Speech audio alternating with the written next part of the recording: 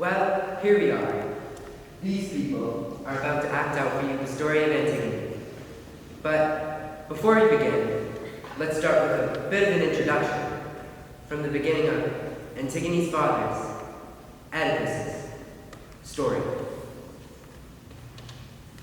The oracle of Delphi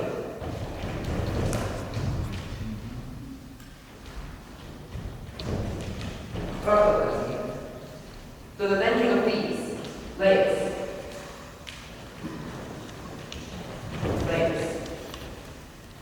had his uncle murdered and married his wife.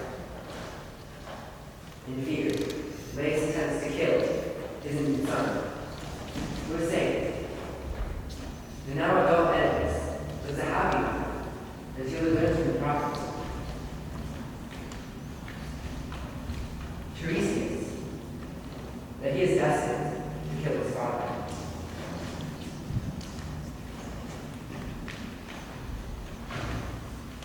He runs away from his loving parents, thinking that he is destined for murder and incest. As he flees, he runs into Laius, who is rude to him and treats him as a beggar. A fight breaks out, and Oedipus kills Laius. When Oedipus arrives in Thebes, he sails the city from the space and is awarded with Queen Jocasta.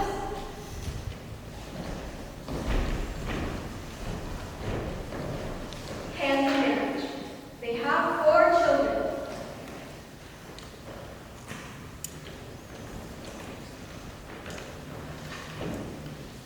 Oedipus.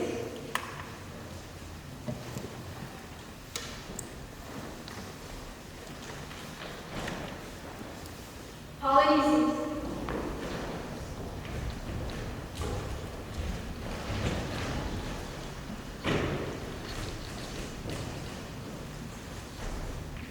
Ismene.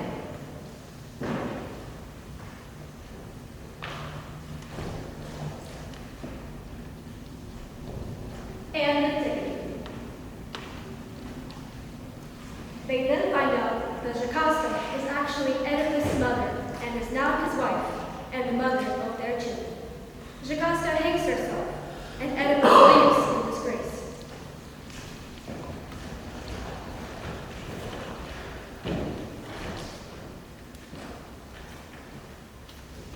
After Oedipus dies, his 2 sons are to share his throne, each to reign in alternate years. Oedipus, as the eldest son, is to rule first, while Polynesius goes off to work in the army of a neighboring city for a year. But when Oedipus had reigned for a full year, and it was time for him to step down, he refused to yield up the throne to his younger brother. Civil war ignites. Polynesius brought allies. The 2 brothers fought just outside the city walls and killed each other in single-hand combat. Now their uncle,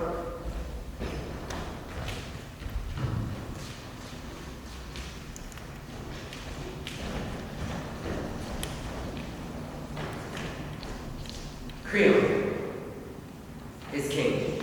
Creon has issued a solemn edict that Oedipus is to be buried with honor, while Polynesius is to be left to rot. The dogs and the vultures are to feast themselves on his carcass. Nobody is to go to mourning for him. No gravestone is to be set up in his memory. And, above all, anyone who attempts to give him religious burial will himself be put to death.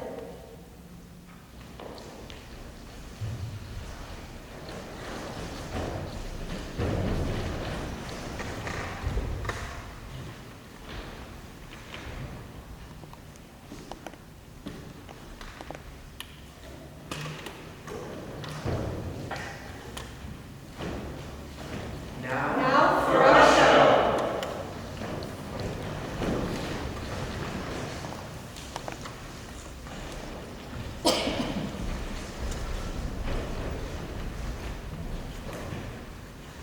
This thin little creature, staring straight ahead, seeing nothing, is Antigone.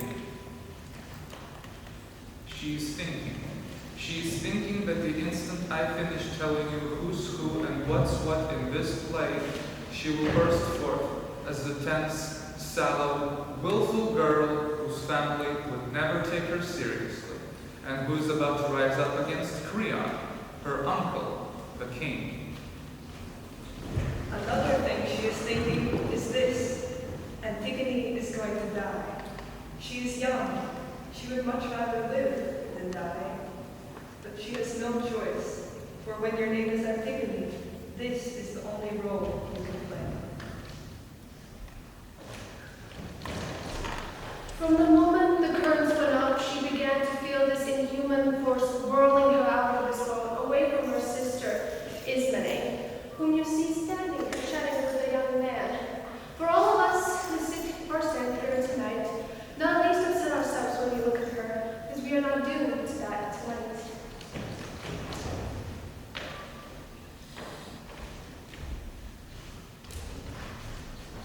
Watching over Antigone is her nurse. She raised Ismene and Antigone, and although old and tired, she still loves them and watches over them.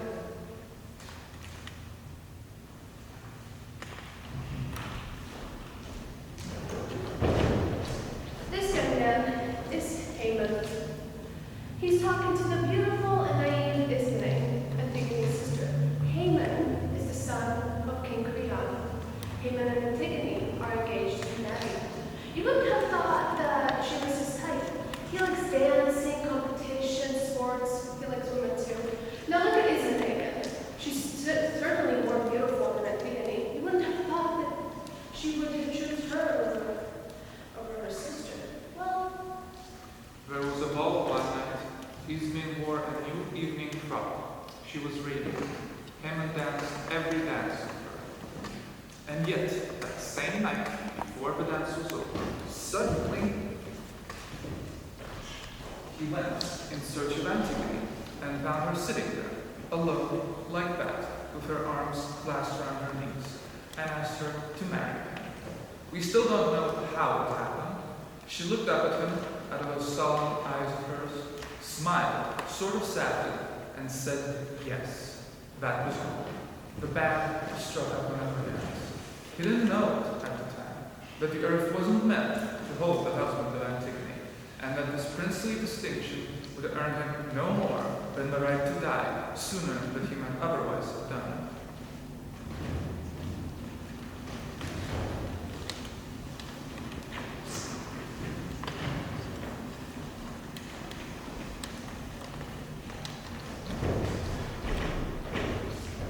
This gray-haired, powerfully built man sitting lost in thought is Creon. His face is lined.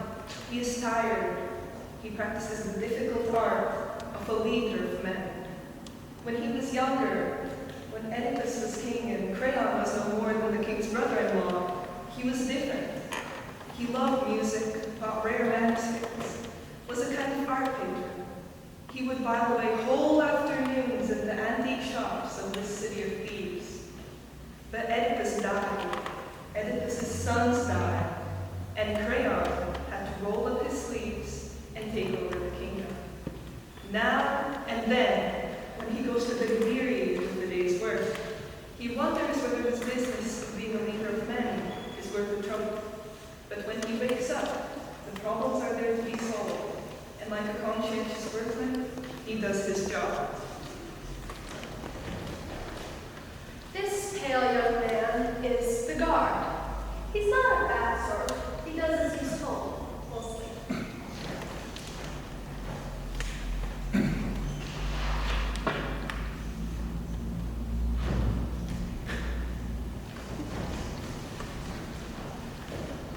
This pale young man, leaning against the wall, is the messenger.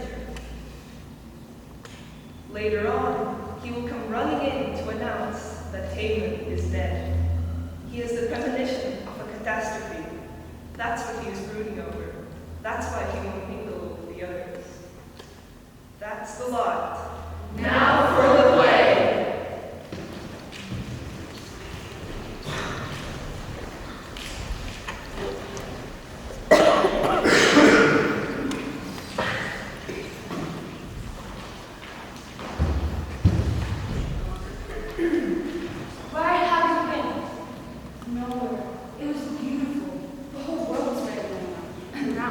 You would recognize it. It's like a postcard, all pink and blue and yellow. You'll have to get up early first if you want to see a real photo. It was still pitch black when I got up. I went to your room, for I thought you had slept on your blanket in the nighttime. You weren't there. The garden was lovely. It was still asleep. Have you ever wondered how lonely the garden is when you have nothing to do? You hadn't slept in your bed. I couldn't find you. I went to the back door. You left it open. The fields were wet. They were waiting for something to happen. The whole world was wet. Wait, I can't seem to tell where I was asleep to go along the road. It bothered me that whatever was waiting was waiting for me. I took off my sandals and slipped into the field. Well, you do what you think when you go to bed. That means I'm not going back to bed. Don't be a fool. You get some sleep. And me getting sat out to see if she hasn't slept off her blanket. You're finding her bed cold and nobody in it. Do you think that if a person got every morning like this, it would just be us organizing the first roll out the doors? Morning, my grandmother. It was night. It still is. And now, my girl, you're still trying to scrape out of this and tell me what you were up to and where have you been. That's true. It was still night. There wasn't a soul out the doors but me.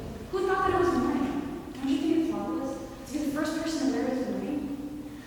Oh, my little Cooper stupid. Just can't imagine what you're talking about. Can she? Go on with you. I know you see. Where have you been with your girl? No, not wicked. Yes, wicked, and no reason to try to hide anything from your old nurse. Why did you go out? I'm not sure myself. What kind of way is it to talk? You know why you went out. You know what you wanted. You do yourself. Yes, you do. And I also box your ears. Only I don't lose you up. Nurse, dear Adolfo, don't scold me. There is my place to scold you. And then, when I'm done with my duty, by scolding you, to take you in my arms and make you warm and snug again. Do you want to tell me how you? No, it wouldn't be any good. You won't understand. Of course, there's nothing that I wouldn't understand. When I was a girl. Yes, I know. But you never cared about yourself, did you?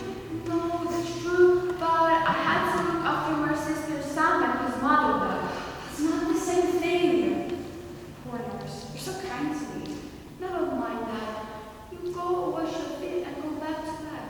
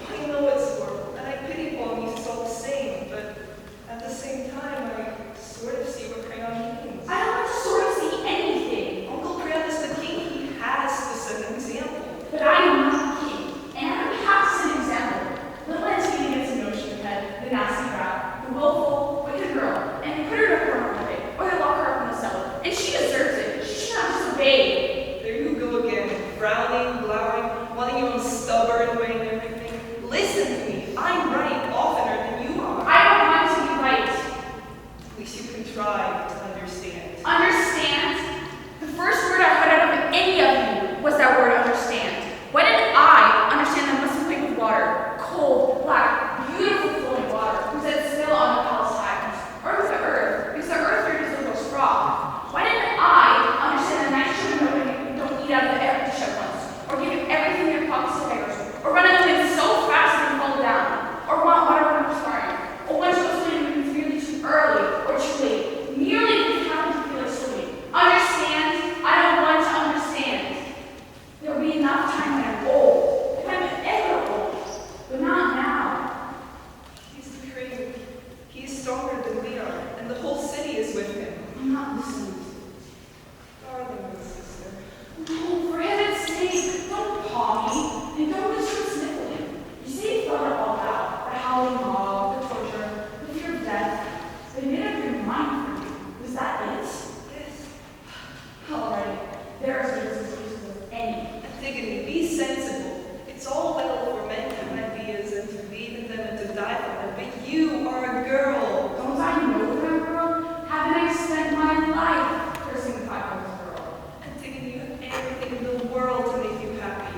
You are going to get married. You are young. You are beautiful. I'm not beautiful. Yes, you are. Not in the way other girls are. But it's always you that the little boys start to look back at when we pass them on the street. And when you go by, the little girls stop. They stare and stare at you until we turn the corner. Little boys, little girls. And what about Haven? I shall say Haven this morning. I'll take care of things. You always said I was mad, and it didn't matter how little I was or what I was doing. The sun is just up, and as you can see, our brother will receive as well as hard at us. If he has won the war and we're sitting next to him, go back to what you said. Go to you. Prepare the war. What are you going to do? Come along, my dove. I'll make you some breakfast. Nice coming. The sun is coming. Look at you. You can't even do the rest. Well, But you will listen to reason, won't you? You'll let me talk about this to you again? Promise? Thomas, I'll let you talk. I'll let all of you talk. Go to bed now. Go to bed. Come along, my dear. I made you some breakfast. I'm not really embarrassed. What has gotten to you this morning? Running in the darkness, won't sleep, won't eat. I never.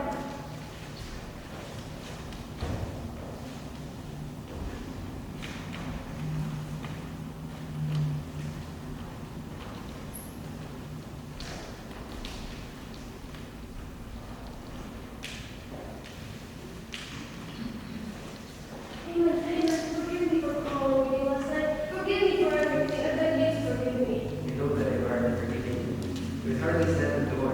Your refusal hung in the room, and I've already forgiven you. I'll tell you everything. I promise I will. We're in a beautiful evening. A whole beautiful evening. Other evenings, listen. Perhaps you And other quarrels, too. After love is full of quarrels. have to like this. Hannah, listen to me. Yes? Don't lie to me. Be serious. I am serious. Hold me tight. Everything you've ever held me before. Let all of your strength flow into me. There, almost. So, listen, Haven. Remember the little boy we were going to tell when we were married? Yes? Oh, how I would have held him in my arms to give him all my strength. He wouldn't be scared of anything. I swear he wouldn't. Not of the noonday stars, nor the falling nights, nor the shadows over the walls of the world. Our little boy Haman, his mother wouldn't be always imposing. Her hair wouldn't have always been brushed. She wouldn't be like the other mothers with their real bosoms and waists with aprons of their lace. I promise you, don't you Haman? Yes, my love. And you believe me when I tell you you would have had a real wife. Darling, you are my real wife. You love me, didn't you, tonight? I'm thinking, darling. I love you exactly as you love me. With all of myself. I can't sleep. I'm terrified. I'm afraid that even in daylight, you'll still go and try to worry Polonices. We all want to make you happy, Nurse, Haven, and I. We love you. We are alive. We need you. And you know what Polonices was like. He was our brother, of course. that he's dead. You are always trying things that are beyond your strength. And you are always thinking that you can challenge your limits. But you're only a girl after all. You're too late. That morning when you saw me, I had came back from burying him.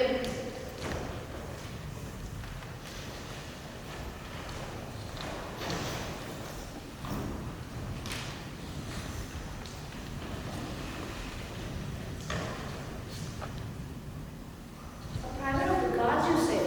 One of those standing watch over the body? Show him it.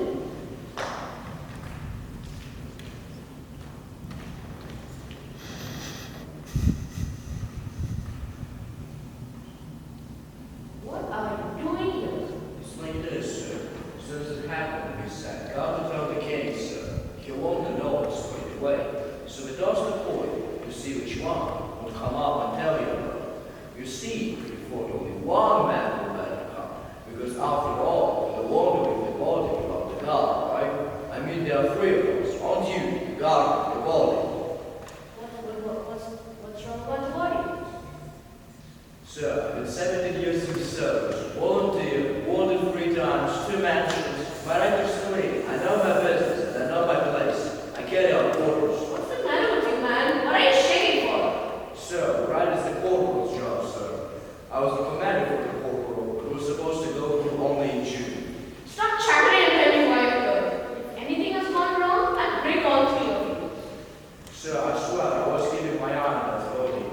I had a 2 o'clock watch. It didn't last long. You know how it is, sir. It's nearly the end of the night. Your eyes are like cloud. You're gonna creak in the back of your neck. There's shadows falling into the dark. But we would do our duty, all right, all 3 of us.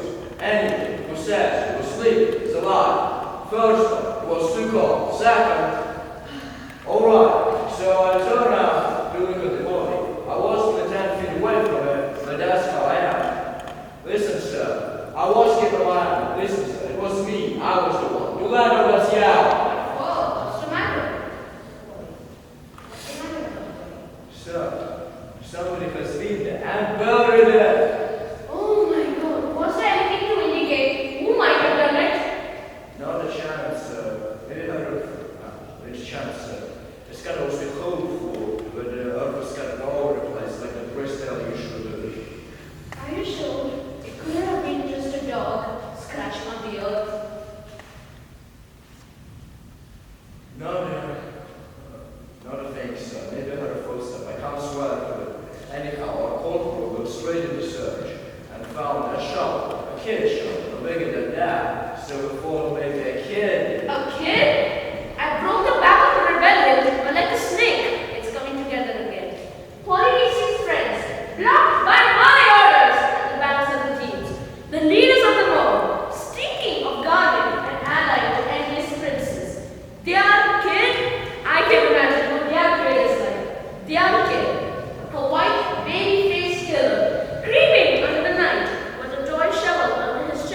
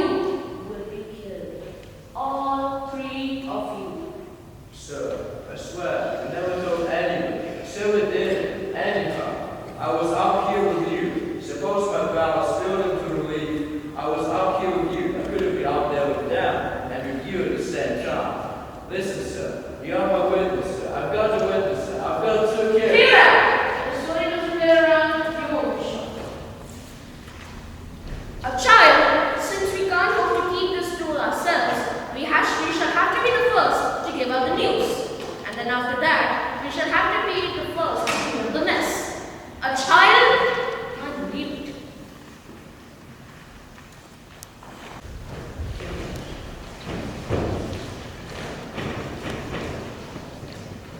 That is what is so convenient in a tragedy. Anything will set it going. A tragedy is on. Death, sorrow, and treason are on the watch. They move in the wake of storm, of tears, of stillness. Every kind of stillness. That is tragedy.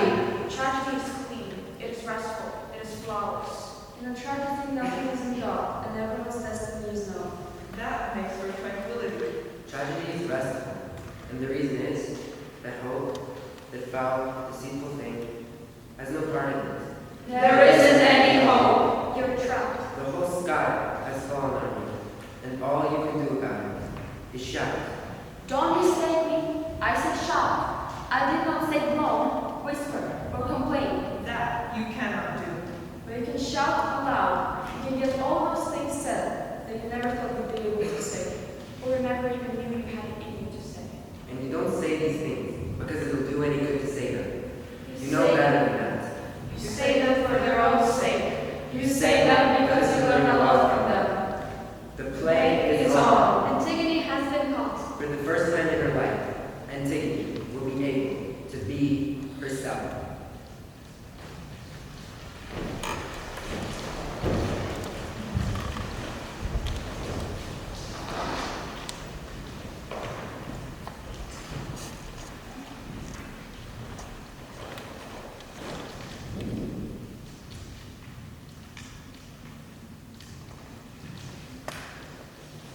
Come on now, Venus. Either ways. The king will be here king. You can tell him all about it. You keep hold of her, and I'll see that she keeps her face shut. You're hurting me. Take your dirty hands off me. Dirty hands, eh? Listen, miss. The least you can try to do is be polite. Look at me. I'm polite. Let me go. I shan't run away. My father is King Oedipus. I am Antigone. King Oedipus, little girl, eh? Listen, miss. The night watch never picks up a lady. I don't mind being killed. I just don't want you to touch me. Hey, and what about the corpse and dirt and such like? You wasn't afraid to touch them, was you? Your dirty hands. Take a look at your own hands. I bet you lost your shoulder, didn't you? Have to go at it with them fingernails sticking out all day. By God, I never saw such nerve. I turned my back for about 10 seconds, and there she is, going away like a hyena. And then she's crouching, keeping out after her. Right for my eyes with them fingernails she went, and yelling so fierce about, I haven't finished yet. Let me finish. She ain't got all her marbles. I should like to sit down, if you please.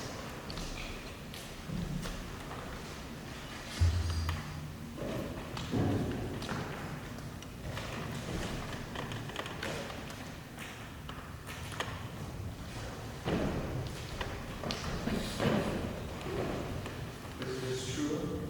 Do I admit it? I cannot deny it. You may go. You are discharged for playing. Now tell me, in as few words as you can, do you know the order forbidding such an act? I knew it, naturally. It was plain enough. And yet you dare to contravene it. Yes, that order did not come from the gods. Justice that dwells with the gods knows no such law. I did not think your etiquettes were strong enough to overrule the unwritten, unalterable laws of the gods. You're only a man. I knew I should have died, of course. With or without your order. The sooner the better. Living in a daily torment as I do, I would be glad to die. This punishment will be no good. However, if I would have left my mother's son lying there unburied, that I could not have done this second.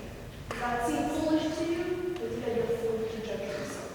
The girl's proud spirit was first in evidence when she broke the law, and now, to add insult to her injury, she gloats over her deed.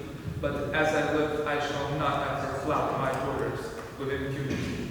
My sister's child, hey, were she even nearest and dearest, she should not escape full punishment. She and her sister too, her partner doubtless. in this burying. I relate my dad. There's nothing I can see that I would wait for you. No, nothing that you can see that I would wish to hear from you. I've given my brother a bear. What greater honor could I wish for? Some might say that what I did was honorable. You are wrong. None of my subjects thinks as you do. Yes, they do. They do not dare to tell you so. You are not only alone, but unashamed. There's no shame in honoring my brother. Is not his enemy who died with him your brother? Well, yes, they were brothers. You honor one, and so insult the other. My way is to share my love, not to share my hate. And yet, you must hear me out. My part is not a heroic one, but I shall play my part. I shall have you put to death. Only before I do, I want to make one last appeal. I want to be sure that you know what you are doing, as well as I know what I am doing. Antigone, do you know what you are dying for? Do you know the sordid story to which you are about to sign your name in blood for all of time to come? The story of Theatrical and beliefs. The story of your brothers. You think you know, but you don't. Nobody knows that story other than me.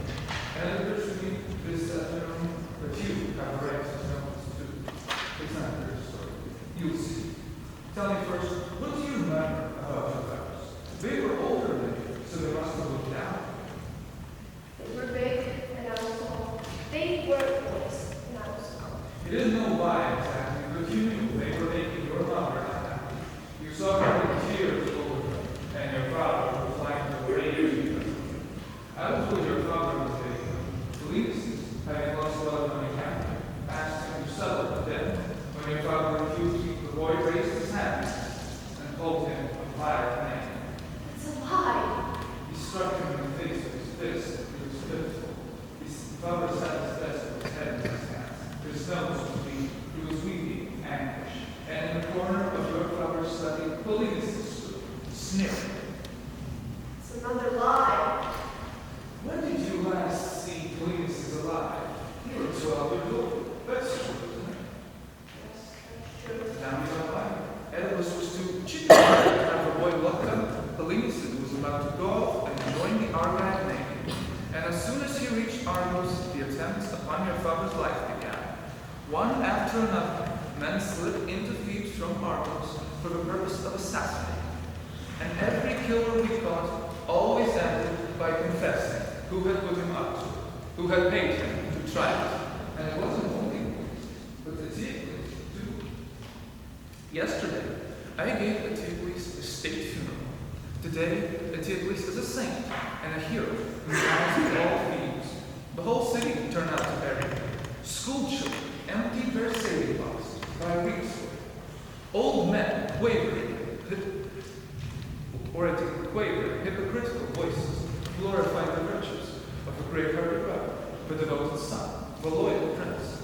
I made a speech myself, and every temple priest was present with an appropriate show of sorrow and solemnity in his stupid face.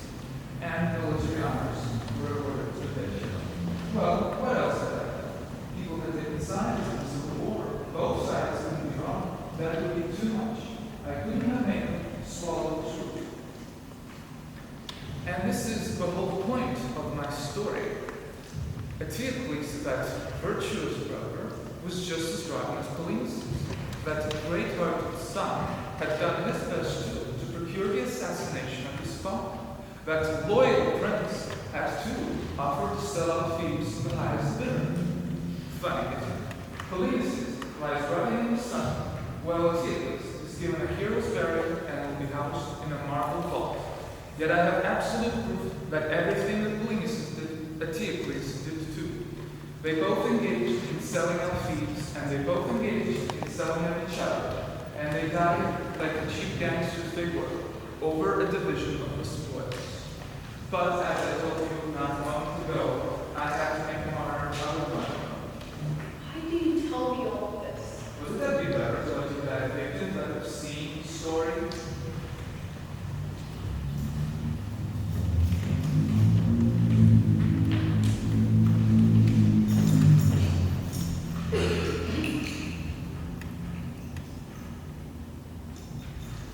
Crawling, lurking in my house to suck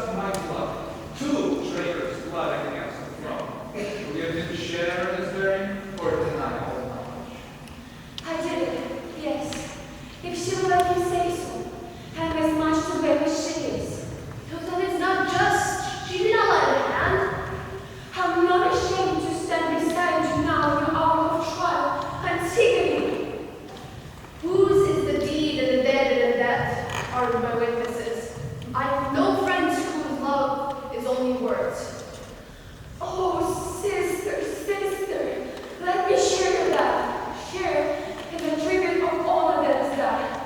I will be brave. These men are not going to die with me.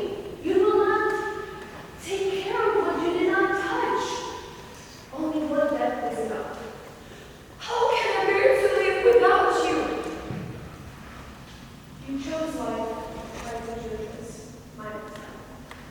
Crayon, you do yourself the good to taught me so. I do believe you are both. One lately praised, the other from her birth. Is it not likely, sir? The strongest mind cannot, but breaks under misfortune's blow. Yours did when you threw your lot with hers. How could I wish to live without my sister? You have no sister. Count her dead already. You could not take her, kill your own son's bride. Oh, there are other fields for him to plow. The truer troth was ever made than theirs. Please, may I stop? You had your choice to come with me in the black night and crawl in your hands and your knees. You had your chance to crawl up the earth with your nails like I did, to get hot as a thief as I did, but you refused it. Not anymore. I do it alone tonight. You hear that, Rita? It's catching. Who knows, maybe more people will catch the disease that I have. Come on, lower your guards. Be a little brave. It will only hurt for a minute. Dark. Last Riga.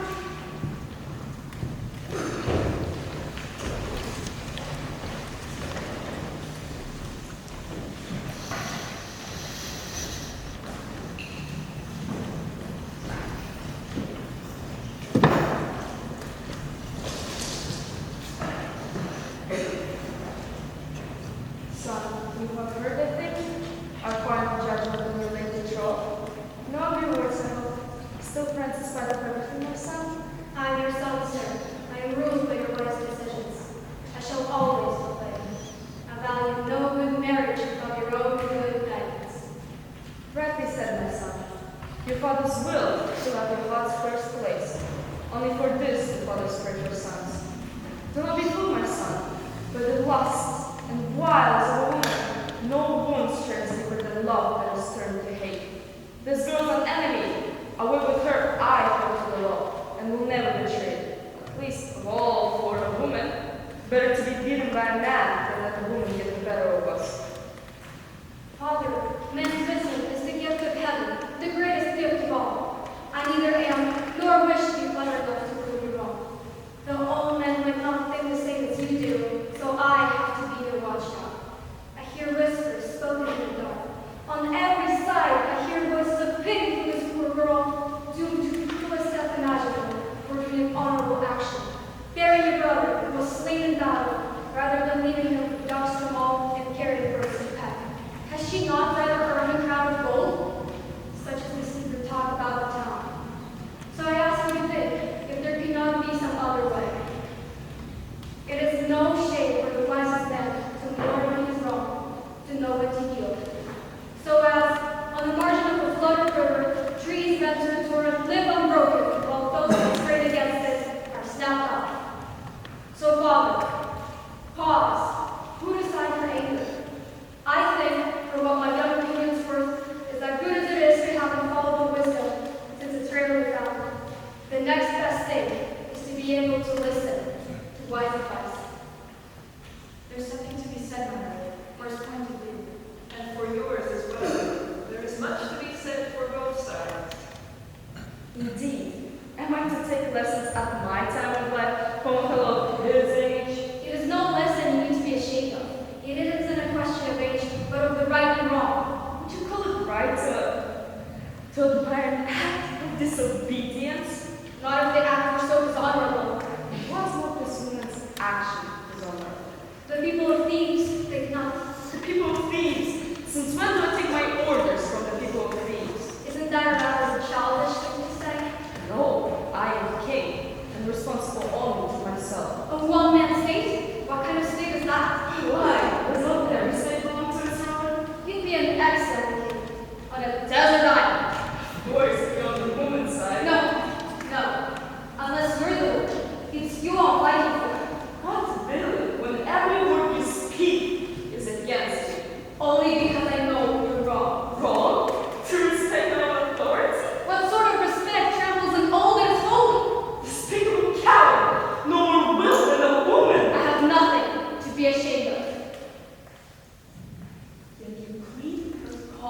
No. Yours, mine, and that of the son of the You never marry her on this side of death. Then if she dies, she does not die alone. Is that a threat, you impotent? Is it a threat to try and argue against wrong-headedness? Wrong-headedness! I'll show you what wrong-headedness is, my friend, to your cost. You need to have the last word then.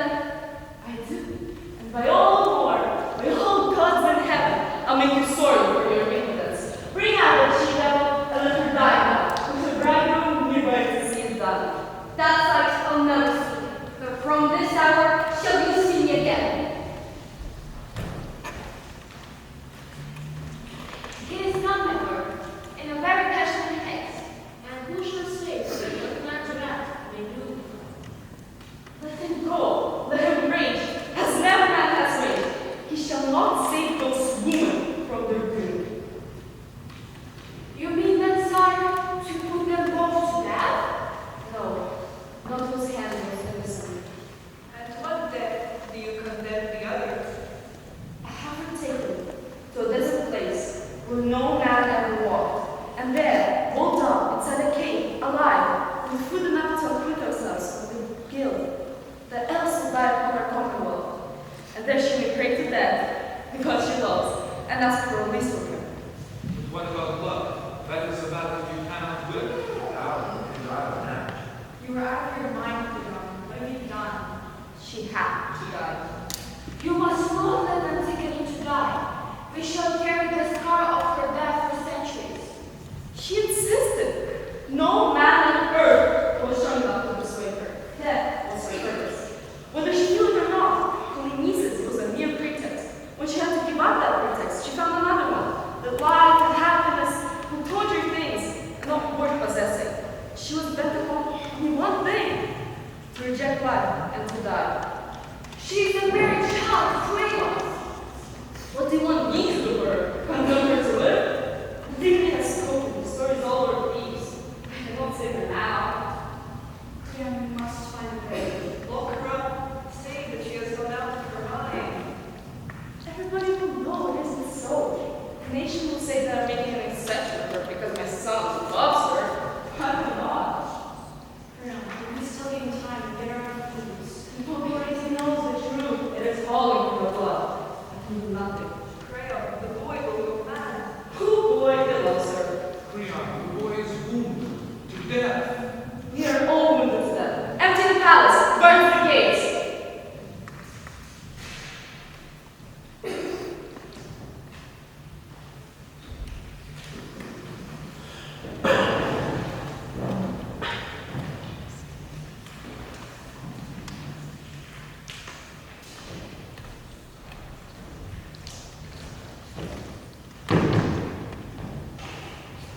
Gentlemen of Thebes, we greet you, my companion and I, to share one pair of lives and our journeys together. You are welcome, Father Jesus. What is your news? News you shall have, and advice, if you can heed it. There was never a time where I failed to heed, Father. Then mark this, for you stand on a razor's edge. Oh, great words from your lips, good priest. Say on. I will, and I'll show you all that my skill reveals. At my seat of divination, I have read the signs of heaven for many years. Lately, a familiar sounds came to my ears. The sounds of birds in vicious combat with savage cries. Their deadly talons of food, of scorpion. So I made a test and completed a sacrifice upon the altar fire. But there was no answering flame, only red juice that seeped among the ashes and dripped on from the flesh, smoldering and splitting. I have read the signs of failure in my quest. And why? The blight of bloodlust is your doom. The blood that stains their altars and their shrines. The blood the vultures and dogs have become is none other than the blood of Tethys, spilled from the veins of his ill-fated son. Mark this, my son. All men fall into sin. But by sinning, he is not forever lost. He can make amends as long as he does not set his face against repentance. Only a fool is governed by self-serving. Pay to the dead his due. Wound not the fallen. It is no glory to kill and kill again. My words are for your good. You take me for your target, Reverend Sir, like all the rest. I know you're underworld, and you trade and traffic, and for your advancement, I will make no tomb for that traitor. How great and terrible is your fall, Tiresias, seeking your own advantage by uttering evil in the guise of good. Is there any wisdom in the world? Why? What is the meaning of that why come taunt? What prize will wait priceless work of proofs? I am law to make the world with you priests. You do so, calling my divination false. All prophets seek their own advantage. Must I reveal my yet unspoken mind? Reveal all, but expect no gain from it. Does that still seem to do my duty then? Nor is my will for sale, sir, in your market. Then hear this. Ere the chariot of the sun has rounded once his wheeling way, you shall have given the son of your own loins to death, in payment for death. One for the life you have taken to death, the one you have abominably to, and one for the dead still lying above ground, unburied, unhonored, and unblessed by the gods below. And now, those avenging few, those hundreds of cattle following the storm, are lying waiting and will have their reckoning. Do I speak this for my gain? You pray. And now the shafts of wrath will find their mark in your heart. You cannot escape the sting of their sharpness.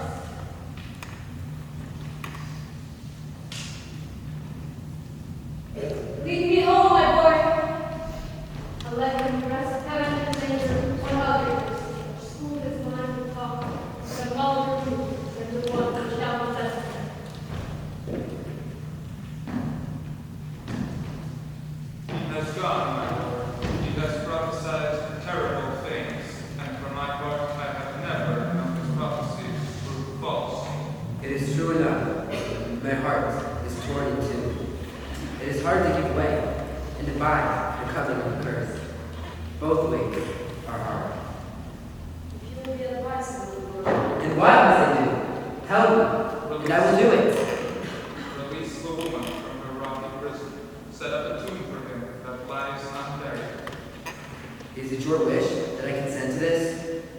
it is, and quickly, because do not delay the swift stroke of vengeance on the sinner.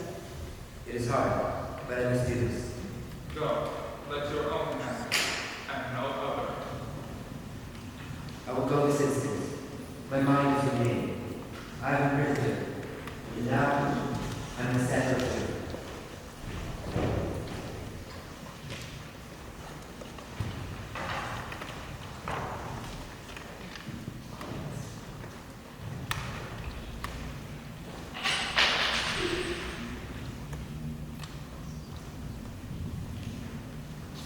The queen! Where's the queen?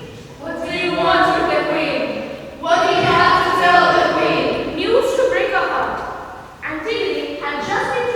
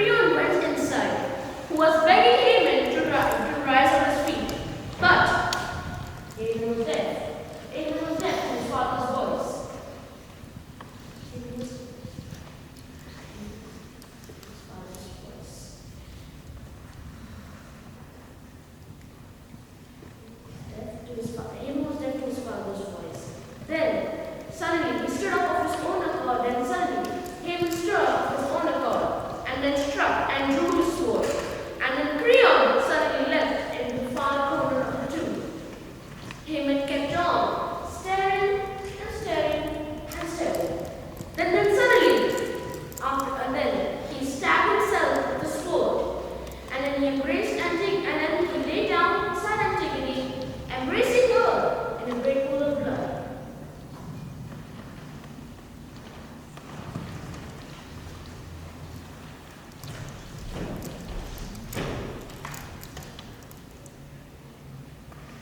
I have had them laid side by side. They are together at last, and at peace. Two lovers on the morrow of their bridal. Their work is done. But not yours, Freya. You still have one thing to learn. Eurydice, your queen, your wife. A good woman, always busy with her garden, her preserves, her sweaters. Those sweaters she never stopped knitting for before. Strange how the poor never stopped needing sweaters. One would almost think it was all they needed.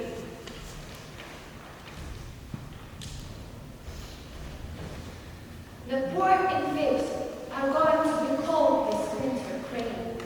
When the queen was told of her son's death, she waited carefully until she had finished her robe, then put down her knitting covering. She went up to her room. Her lavender-scented room with its embroidered doilies, and there in the crane she had her throat. She is laid out now in her bed. Her smile is still the same, and if it were not for the red blood on the bed linen by her neck, one might think she was asleep. She, too. They are all asleep. It must be good to sleep.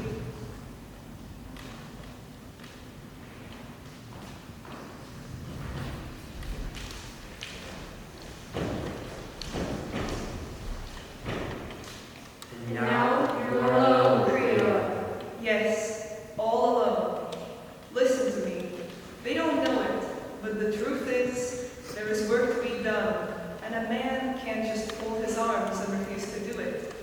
They say it's dirty work, but if we didn't do it, who would?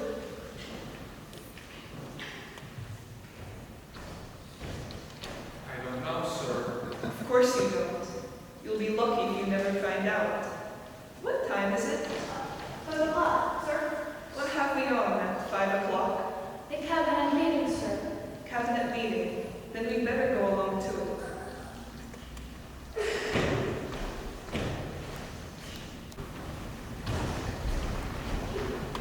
And there we are. It is over now. And they're all at peace. All those that were meant to die have died.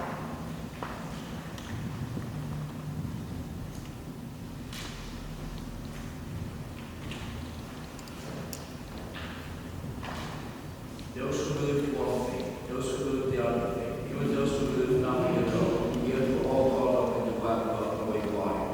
All dead, and those still living will now begin to quietly forget the dead.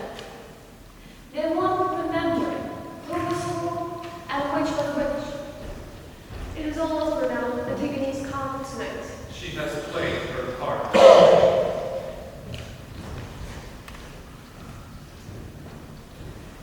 The great melancholy of peace was settled down upon Thebes, upon the empty palace.